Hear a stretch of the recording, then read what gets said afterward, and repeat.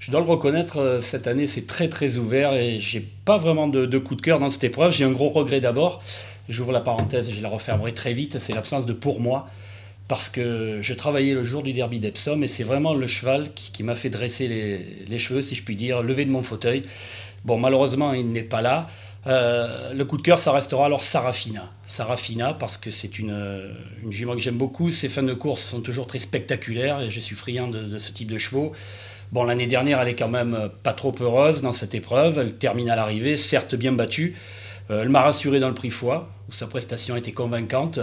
Donc Sarafina, ça restera, oui, si je dois avoir un petit coup de cœur, ce sera Sarafina. Favori de raison, je suis un petit peu étonné que nombre de mes confrères ne l'aient pas retenu en tête, c'est quand même Workforce, parce que l'année dernière, il a prouvé qu'il était lutteur. Il a de l'expérience, c'est un concurrent qui se présente dans un bel état de fraîcheur, il aura son jockey attitré. Bref, à mon avis, je ne vois pas pourquoi il ne répéterait pas. Le bon terrain ne devrait pas le déranger, au contraire. Donc a priori, pour moi, c'est un bon favori. Je le vois même, pourquoi pas réaliser le doublé, car encore une fois, l'épreuve est très ouverte. Il n'y a pas d'épouvantail au départ de cette édition.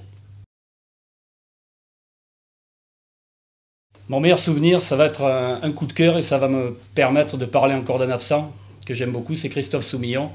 Et donc Zarkava. Zarkava, j'avais eu le privilège d'être invité le soir du Diane lorsqu'elle s'était imposée chez Christophe Soumillon, qui avait donné une magnifique soirée. Et donc je faisais partie de ces invités. Donc Zarkava restera un coup de cœur. Évidemment, ensuite, je l'ai suivi le jour de l'Arc. Et son envolée aux 200 mètres restera assez inoubliable. Mais encore une fois, j'en profite pour parler de l'absence de Christophe Soumillon, qui à mon sens est assez sévère et injustifié. Mais donc voilà, le coup de cœur et le bon souvenir, c'est quand même la victoire de Zarkava, même si c'est vrai, elle était très attendue.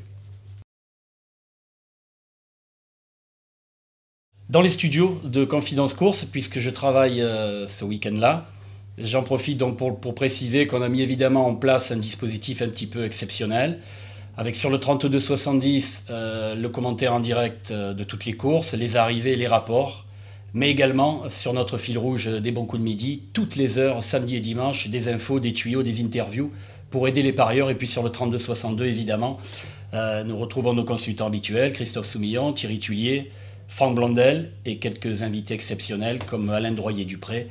Donc un dispositif particulier pour servir nos auditeurs sur Confidence Course. Donc je serai dans les studios, ce qui ne gâchera rien à mon plaisir évidemment. Ma sélection, je vais rester logique, Workforce, puisque c'est mon cheval de raison. Mon coup de cœur derrière, Sarafina. Je pense qu'elle va terminer très vite. Le bon terrain va l'avantager, je ne l'ai pas souligné. Mais je crains qu'elle ne soit battue. Galikova, bon terrain. Je crois qu'Olivier Pellier nous prépare un bon coup. Reliableman, je l'ai un petit peu baissé à cause du terrain. Je persiste à croire qu'il est bien meilleur en terrain très souple, voire lourd.